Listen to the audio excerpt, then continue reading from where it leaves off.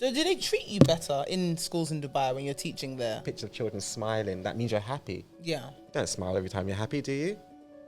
No. But that's what we've learned. That's what's Yeah. been coded inside of us from a very young age. Yeah. Understand? How do we get people to care about schools that the children who are going to be our future leaders are in? Take away pay incentives and see who remains. My baby looking too good, yeah, she perfect. No, she worth it. When she pull up, all them man, them flirting. And yeah, she know that she a dime. Call up on my line. Told her, baby, bring it one time. Yeah. Just sit down and You met your dad for the first time in your life last year. Would you want to be a dad one day? Oh, she took it there. But how does it feel having to be the one to make the first move when it comes to that father-son relationship? I raised up £20,000. I built my restaurant in 6 weeks. I did something incredible. So do you feel like being an educated black man with an asset in a Western society, in British culture, why do you see that as a luxury? Because it's not something that many can obtain. Yo, what's really good though, it's your girl Yezzi is there. You're looking around, you're thinking, hold on. You are engaging into the series. So if you're thinking this is my first time seeing this, you need to stop. Watch episode 1 because we are here for this series that is Paradise Cove. I'm here with Chef T. One love. One love indeed. We're in the heart of Nine Elms at his restaurant, Paradise Cove. So if you don't know about it, make sure you come down, take in the food. At this point, I've taken in the food. I'm impressed. A lot of the stuff is made from scratch. Okay, we're not talking about getting it from someplace in a quick microwave and put on the table. So like I said, get yourself here. Before we go into the episode, you need to do a few things really simple. You need to like, you need to subscribe, and you need to make sure you're following both myself and Chef T /Paradise Cove on all of our social media platforms. On this episode, we are going to be going in a bit deeper because we've been deep. But we want to get to know the educated side of Chef T. You were a teacher. Yes. In a past life. Yes. Although you've lived many a lives. But I want to get into the whole, how did you become a fully fledged teacher? Well, I went to university and got slapped with, the £9,000 a year hike. Who remembers that? Many years ago. There was a whole process for it. Yeah, because the degree was costing me £54,000 just as for the degree, and then obviously all the maintenance loans. So I'm care experience. So I was living in a housing association flat, working part-time as a waiter, and the maths wasn't mathing, I was coming towards the end of my degree, 3rd year, and I was like, what, I just spent 54 grand to get myself into debt, and then you want me to be on 18 grand a year paying tax for the rest of my life? I can't afford. So let's just dial back. So what was the degree itself that you studied? That was management and marketing. Mm-hmm. And that's what literally got you into that teaching industry. Yeah. So to be a teacher, you need to have an undergraduate degree, and then you go into your PGC, your postgraduate certificate of education. So you always have to do your first rung, prove that you can meet the metrics, and then if you get a 2-1 or above, generally that's the practice you can go in. I tried to apply for going back, I was coming to the end of my first degree. Funny enough, I'd opened my first business at home, which was my final major project, which was the takeaway version of this. So it's been there 10 years ago. I was cooking from home. I was on Hungry House and Just Eat back in the day. So the genesis of Paradise Cove was you started off as a takeaway. Yeah, at home. Okay, at home. That's my final major project. Yeah. I worked out restaurants make money, etc. But I also worked out what I've been trained to do is not going to support me long term. Like 18 grand a year. At that time was giving me £1,000 a month or so after taxes. You're paying six before we even do the look. We're doing six. Okay, because you saw the look. Yeah. Okay. £18,000 a year at that time after taxes was giving you £1,000 a month. My housing association property given to me by social services, and had no movement in it. Like you couldn't swap it, exchange or anything like that. Was costing me £600 and something a month plus your bills and rates. You're coming up to £800. So I'm supposed to get educated for 54 grand and then have a disposable income of £200 a month. It wasn't really making any sense. I needed to level up. So I was like, what can I do with the skill set that I have, plus my love and creativity to give stability? Mm-hmm. I was also training care leavers from my flat with the takeaway model. So it's never left me that ability to want to help people. Yeah. I decided to become a primary school teacher. It wasn't an easy process, but I passed it anyways.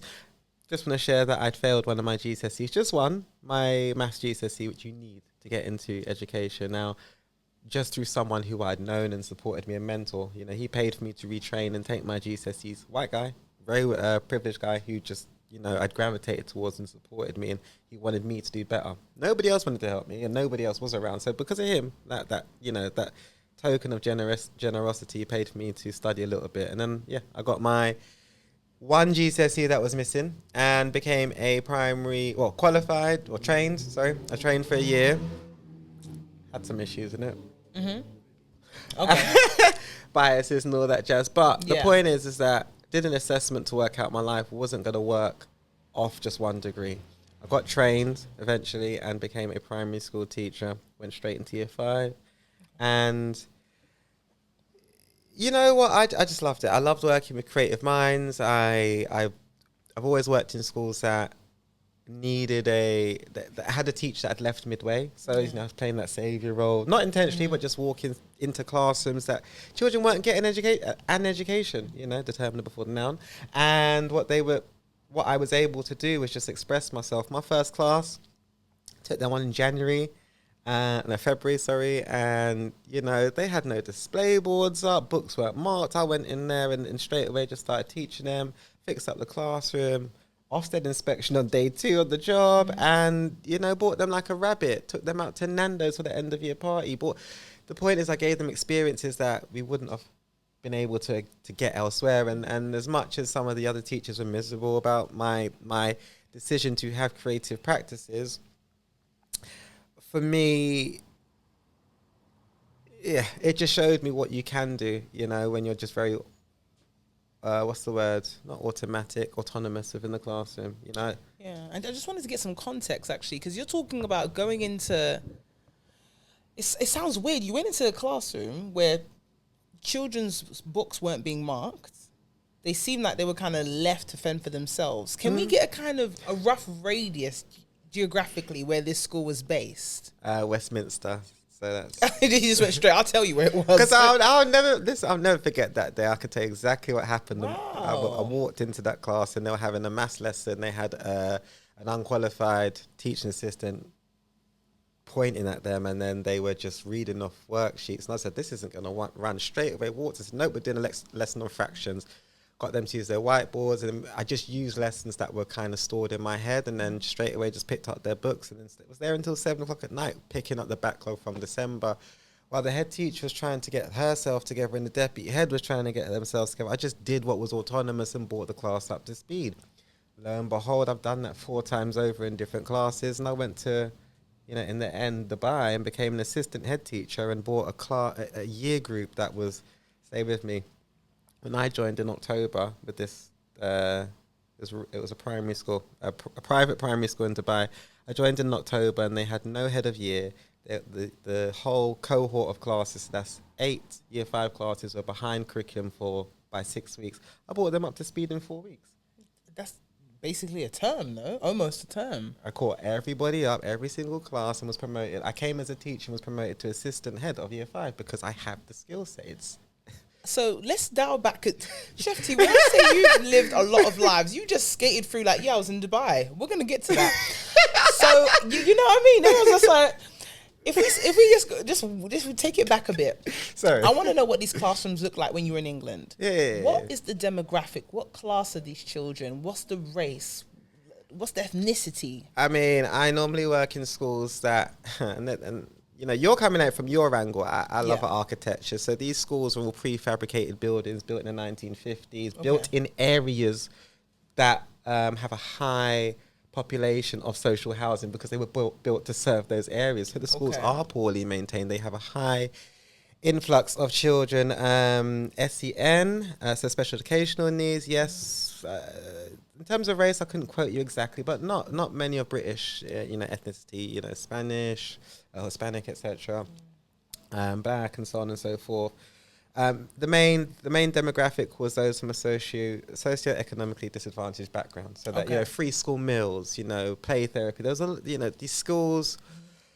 I mean, most schools have a general, I wouldn't say negative makeup, but an area for improvement. But these ones were all targeted and all pending an Ofsted inspection. Every school, School 1, Ofsted inspection day 2. School 2, Ofsted inspection 3 months down the line. School 3, Ofsted inspection, but I left before that, and then I went to Dubai, and then I had an ADEX inspection. So every school I've gone to, you know, it's the pattern has needed. Yeah, because that's why I wanted to get an idea of, okay, what kind of children are being left in schools that are being neglected? So when you say, okay, they're from disadvantaged backgrounds. So I hate doing that. It's so No, rude. But it's fine. Yeah. I wouldn't. It strikes you in the moment. Go No, ahead. I wouldn't say neglected. What I'd say is that these schools are consistently underfunded. You know, Okay. every year we hear the same speech, we have no budget, we have no this. And again, you've got people that are only educated to a certain standard or to think one way, don't know how to pull money from other revenues. However, it's a consistent theme. You have these teachers who had worked 20, 30 years to get to the top. They get to the top, they have no budget. The school crumbles in left, right and centre. You get teaching assistants getting chopped. As in most schools, like all the schools that I worked in, I had to be using my own income to fund lessons. You know, if I wanted to do something creative or that went outside the budget, or just very simply, if I wanted prick sticks for my children, I was buying it out of my own pocket. You know, to As a make the teacher. lessons. Yeah, we're not going to go into it, but the point is Yeah. that there just wasn't a budget. You know, and what was so not interesting as such, but it's just this pattern of you've got these deprived, underfunded schools teaching disadvantaged children with people who don't come from a disadvantaged, deprived background. Okay. And you feel that plays a part, and as to why they feel that they're not giving the push funding-wise for schools that No, deserve it. it just- that could do with some funding. It's such a mechanic of, I mean, there are so many layers and levels to it because it goes beyond the school, it goes into the government funding grant, it goes into local governance. So you've got, you know, again, this is why I say you need to know who's running your ecosystem, because as much as you may have your classroom teacher, behind them you have a phase leader, behind that you have an assistant head or the head teacher. Those are just the people that you get to know. Then behind that, you've got the governors. Those are the people that really control the school. And then above that, you've got the local authority members who allocate out the funding. And then that's now, you know, somewhat suspect, and then you've got the government behind that. So if one ain't rock up, then another one is. I'm telling you, because it's all corrupt people out there that are all serving their own intention. They all just not everyone, but there's a chunk of them out there enough to skew the real mechanics of what an education is. So would you say in this day and age, there's a significant amount of corruption going on in the English school system? Corruption is a summarizing word, but yeah, because you've just got people that don't care. You got people just chasing promotions. Do you understand? How do we get people to care about schools that the children who are going to be our future leaders are in? Take away pay incentives and see who remains. That's a bold statement. Well, it is, because you know what? I was sitting there clocking up, 6-7 hours after work. I'd be at school up until 9 o'clock, not because it was my job, but because I damn well cared about my children. Do you understand? I didn't do things because I got paid. Hence why, like in this version of my life, I don't do things to get paid. I do it because it's my job. It's what I'm employed to do. Do you understand? And you got people when I hate it. And it's so common within the British society. So damn well common when they make those offhanded comments. I'm not doing that because it's not my job. Do you understand? You're letting your petty differences impact a human being's life. You're in the wrong profession. What are you going to do? You got a doctor's going to sit there with a patient in front of them, open heart surgery. It's not do you understand? But we are at the point where GPs are giving 15-minute slots, if that. This is what we're working with with the NHS and the nanny state. Yeah. You help 3 English schools. And one in Dubai. We're going to get to that. You help 3 English schools. Yeah. And then how the heck did you get yourself to Dubai? Well, and I'll be honest with you. So this is the thing. So I was in my first 2 jobs, and then it all got a bit techie, so I moved on. And that's the thing, when it's techie, I move on. Do you understand? I'm not there for you, I'm there for my children. But at the same level, like my first job I was there, I couldn't get a pay rise in year 2 because the head teacher was so disorganized. I'm not governed by the finances, but remember I told you about my life, my background, and the safety that I needed to get for myself. Yeah. So me being on 31 grand in a housing association property, at this point I'd moved, it cost a bit more money, but my point is the maths wasn't mathing. So I needed to either level up with some level of responsibility, and I shared this. Do you understand? My needs just weren't being met, so I cut. Do you understand? I'm serving myself, but my heart was still there for the children. And again, what I'm sharing with you is that I got that. I can be real and own that with you. Do you understand? Like, this is my intention, but my heart is still there. Anyways, now, back to the movement to Dubai. So, you know, I was progressing through these schools, leaving when it wasn't aligning with me, etc. And it was the same thing, you know, an opportunity came up where, And this is what it was. That the school in Dubai, and I spoke to, let me start again. When I went for every interview or any interview, I always say, this is what I'm about. You know, I'm trying to achieve this degree. I want to get this qualification. I want to train myself in this. Take me on board and I'm happy to help. But, you know, it's a give and take. Do you understand? What's happened on every bar one, what's happening with these interviews is, we're going to give you this training or this qualification. And you got me into contract. And then it's months later, where's the thing? What we discussed. Yeah, I was about to say, what you What promised? happened? Do you understand? But Chef T, I'm trying to see, when you were in England, what was the straw that broke the camel's back? That was it. It was just... Oh, it was your last contract? Yeah. And I just had enough, and I was just like, I just started looking for other jobs because what I signed up for was not what was on the tin. Do you understand? If you just told me straight, this is what it is, I could have made the assessment and said, this is what I'm going to invest. This is what I'm working with. But you lied. You sold me a dream. And then you want to be gambling with things like my reference, like... fun, all of that, but it's not just a one-off experience, it's more than one. Do you understand? And as I said, it was a totality of. Don't forget to subscribe to Sis UK so you never miss out on an episode.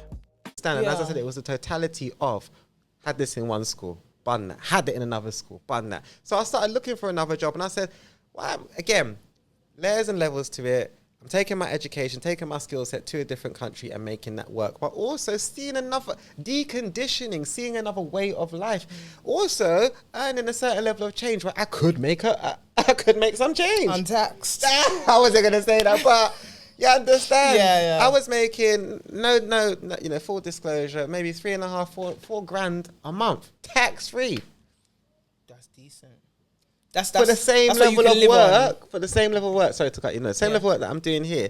So I was able to leave. My work was valued. Do you understand? Yeah. And so do they treat you better in schools in Dubai when you're teaching there? you have to be prepared for the adaptation of a different education system because it's not what we have over here. It's very much. It's a lot tighter, a lot stricter. But what I do want to share is it wasn't Dubai. It was the people. I sat there and had 2 interviews with the head teacher, assistant head. Yeah, they do want a good teacher, but when I actually went there and we spoke about my progression, everything that I wanted to do, they got me on. You see my Senko award, my 4th degree, that was because of that school.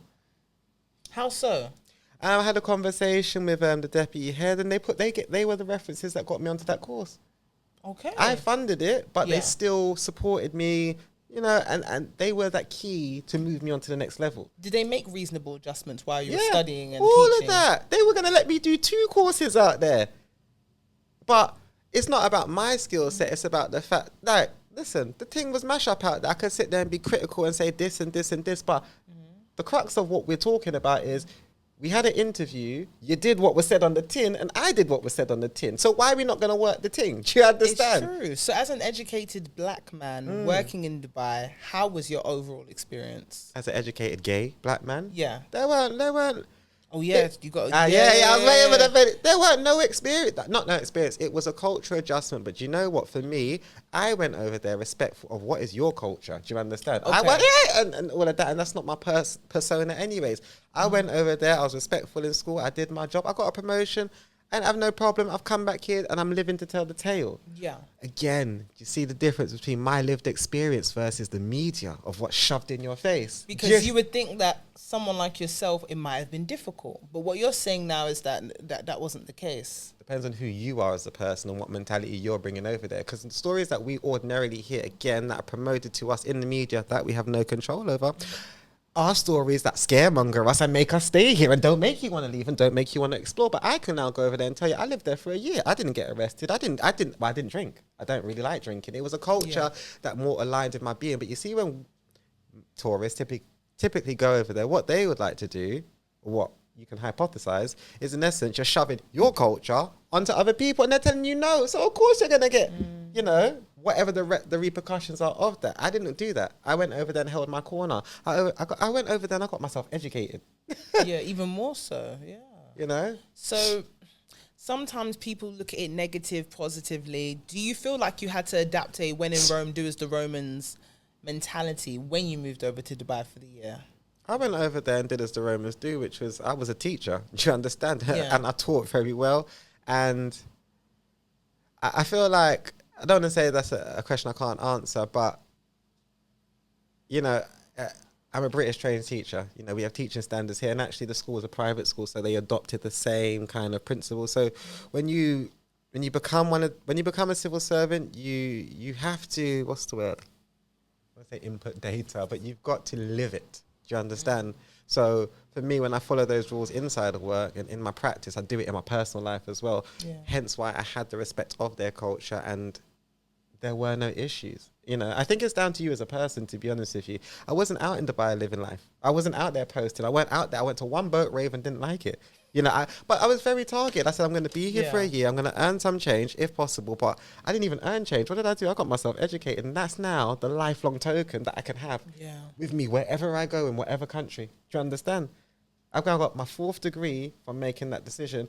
And also, not even just a degree, I'm a little bit wiser for how the world works. Yeah. And I didn't get that over here. I didn't get that from any school. In all your years over here as I didn't get any form of training unless it served the school. This is my own ambition, my own one. You know, we can unpick it on further at a later date. But my point was is that, you know, I went over there and had real CPD, which is real development of my own professional development based on my wants, not just the needs of the school's paperwork. Do you understand? Yeah. Not, we're failing in English, let's go send you for an English course. No. I want to learn this. Yeah. Can you help me do it? Yeah, we'll support you. Do you understand? Why do you think it was different? Why would you think it was your needs for self-development were perceived differently to your home country, England, to Dubai? Truthfully, I think it boils down to pound, shillings and pence. You know, Dubai or the UAE has a privately funded, mainly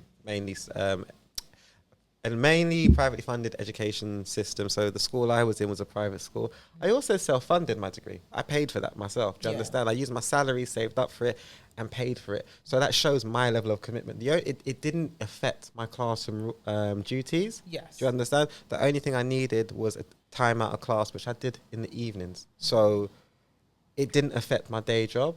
And I imagine I put that proposition to 3 different schools, and not one of them wanted to do it because they didn't feel they had the time to support. I'm like, you're not doing anything. I'm paying for this. It's coming out of my own time schedule. Oh, do you understand You just don't want to give. So all you're asking for was a reference to do the course. Basically. And I passed. I know, that's right. That year, I'm not even going to say that. You do the year in Dubai. Yeah. You come back. We're here, 2024. It's, summer holidays. What do you think about the state of the schooling system now in England? I've tapped out.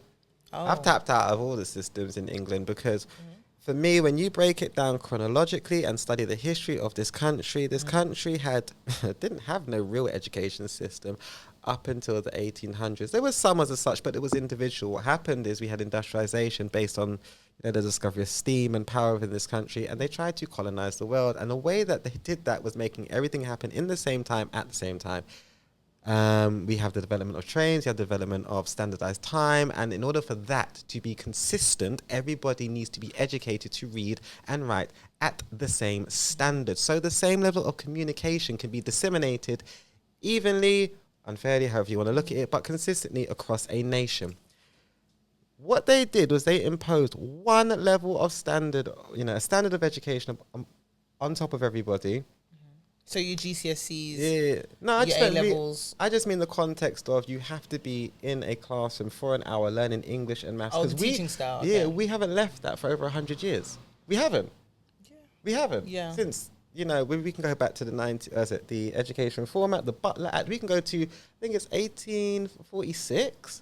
And we've still not left English, maths and science being the core of what we need to know as people to function in the society. That was all built 200 years ago. It's crazy that you say that because it's like, considering how much society has changed, you would think. We've gone through a world war. We've gone through 2 world wars. We've gone through a Cold War. And we still do this 1 hour of learning of English and maths to be able to communicate in a certain way.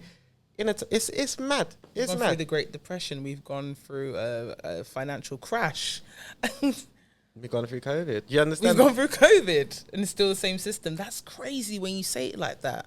Look how much the world has changed, but the model of 6 lessons, 4 to 6 lessons a day in an hour format to learn a certain set of skills that don't really benefit you for the society that we actually live in. Do you understand that? In present day, in modern day society, it's archaic. But we still ain't changed. So no, I don't believe in it because when we look at a lot of the problems that we have in society, even down to the ones of, you know, we've spoken somewhat about my family, my life growing up, and I look at my ability to emotionally regulate myself. Now, for someone like me who didn't grow up with a mother or father around me, my only reference, okay, to educate myself was pictures, things around me, etc. So I look at the media, I look at how a classroom's constructed. You know, like you have pictures of children smiling. That means you're happy. Yeah. You don't smile every time you're happy, do you? No. But that's what we've learned. That's what's been coded inside of us from a very young age. Yeah. You don't have to have an angry face when you're angry. So you see, sometimes now when we look at people and we read those wrong cues or signals, for someone like me, who's never had a mother, a father, a dedicated social worker to give me a secondary reference point, you believe all of that construction for the most of your life until someone readdresses it, recorrects it, challenges it. Do you get where I'm going with this? So when I look at a lot of the misconceptions that I've had in my life, and I look at a lot of the issues, I wouldn't even say they're issues. I'd say it's recoding or a jarring of behaviors and patterns of learning that have come from a state or society that never really, you know, benefits anybody or people, myself, or groups of people that look like me. So I'm so heavily critical of it, because if you don't know any better, if you don't know your culture, if you don't know where you've come from, if you don't know, you know, your dad, or do you understand? Not just you have to be carrots, but if you have psychological gaps and you use the British education system, which we all have to go through by law to form that, most children do as well. Yeah. You're creating a lifelong set of problems. Yeah. Which of course we're going to use the NHS to solve, aren't we? Do you see where I'm going with that? You know, so that's why I tap out of it, because in my life it's never served me, and now I can critique it. I got myself educated enough to not only teach it to young minds and give them the toolkit to challenge it. Yeah. Hence why I taught them how to knit. Hence why I taught them about creative things so they can unbox their mind.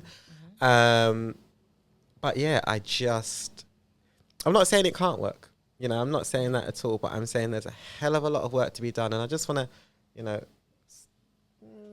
tied you off that point by saying, you know, the root word of educate is to educare, which is Latin, to draw things out. You take out the natural interest of somebody, the natural curiosities. If you want to look at it on a bigger scale, once upon a time, villages or cities would have educated people to what is natural around them within the area. You had coal cities, you had mining cities, you had, I'm sure in this country, was it strawberries and cream and all of that jazz? It's all local to the infrastructure that's around them. Where we went wrong is this one blanket size fits all, and you know, it just doesn't work. It never has. And people used to respect boundaries. So, for example, if one family, they just so happen to own the land that grows this produce, everyone will say, okay, let's talk in English context. Okay, the Baker family have all the land for strawberries. We get all our strawberries from the Baker family. People weren't planning to now take over their land or make their own adaptation of what they feel like a strawberry should be for the sense of capitalism and all of that.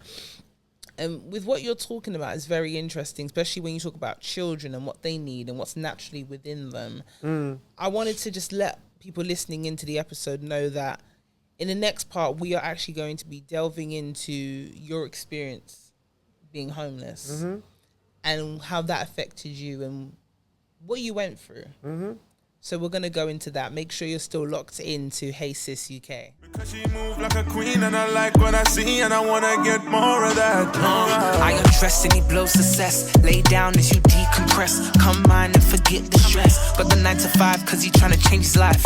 He can't help it but to show his bad side. So for me Yezzi when he want that good ride. Follow my stride, you know you want a good time. Pick any card, I know it won't decline. He know how to please me, never tease me. Keep me in Givenchy, laced in Gucci. Quick, take the keys and drive to Chelsea. Eat a Scalini, order linguine. He ordered the chateau, we got it to go. Then flew to the chateau, you already know. Friends telling me they see the glow.